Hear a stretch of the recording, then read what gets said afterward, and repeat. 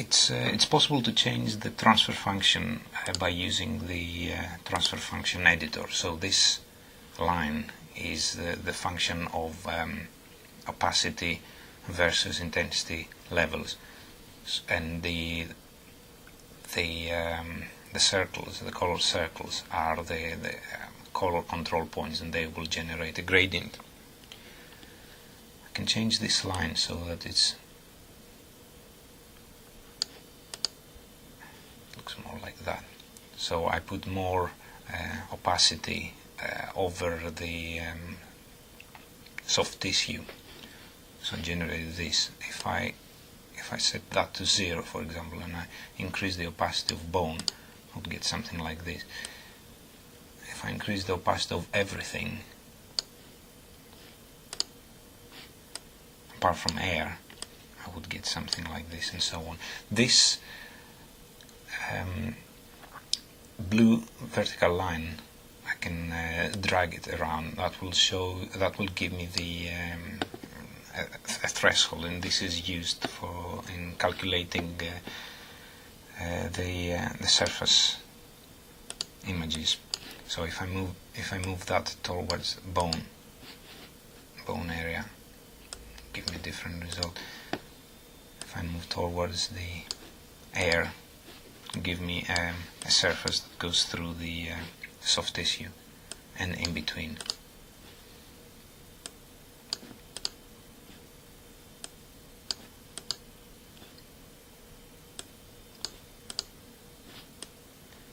In photorealistic mode, that would look like that.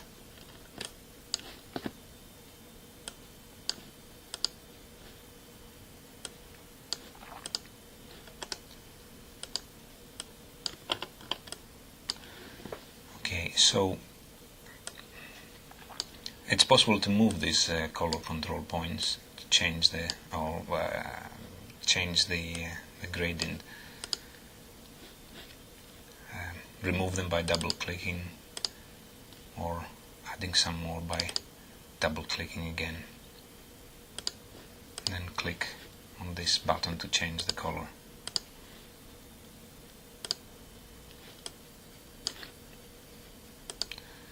These transfer functions can be loaded and saved.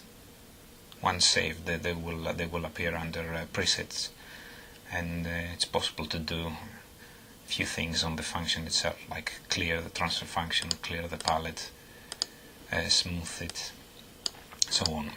Click update to update, or you can have an auto update where any change will affect the rendering window, like that.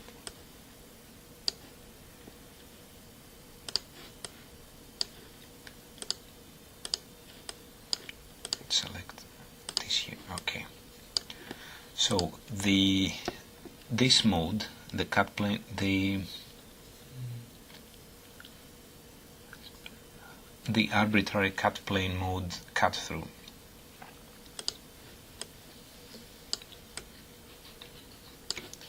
This works with the vertical line that defines the surface threshold.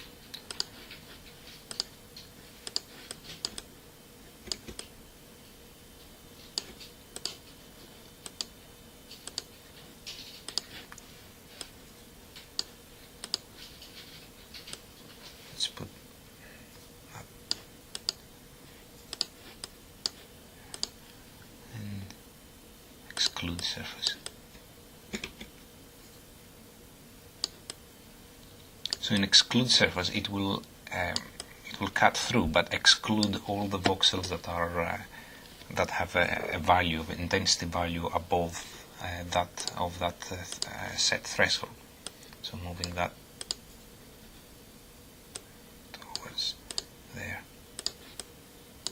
you can see it's peeling the skin while leaving the bone intact, and that happens because the bone is within that area, while the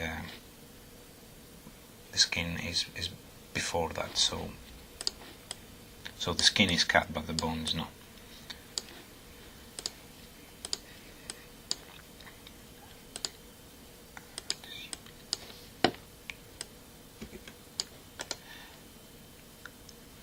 The thick slice mode, which we haven't covered yet, is another toggle.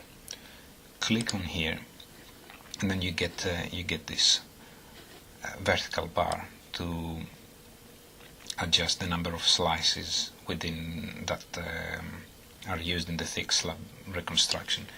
Click on any axial, coronal, sagittal projection and move through. Change the position of the crosshair to get the thick slice reconstruction that is rendered on the volume window.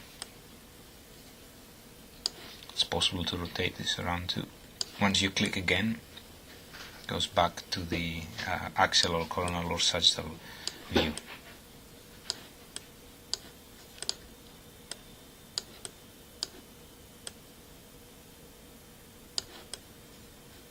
And this is supported for all different modes.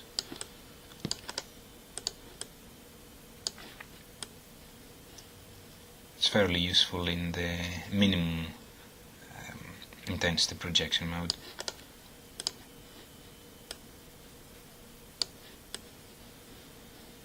Surface.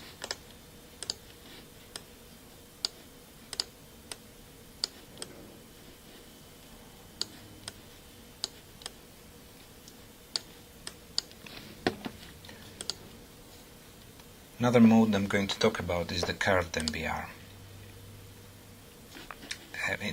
To construct a curved MPR, we need to lay an MPR line.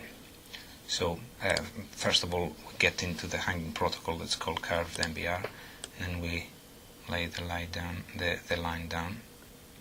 So if you see, this line is where we are now, and this is the root of the spline that constructs this. If I move through with the slices, I'm given the projection that's perpendicular to this line. Using this bar, I can change the size of a thick slice that goes through.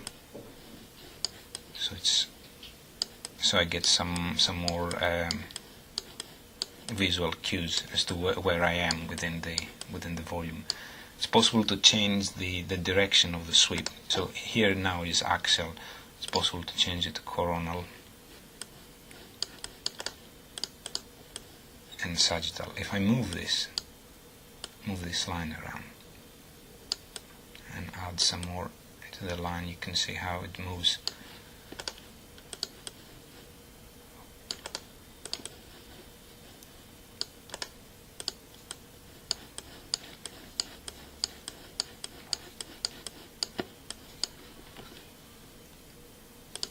This mode is quite useful with when tracing dental features such as here. So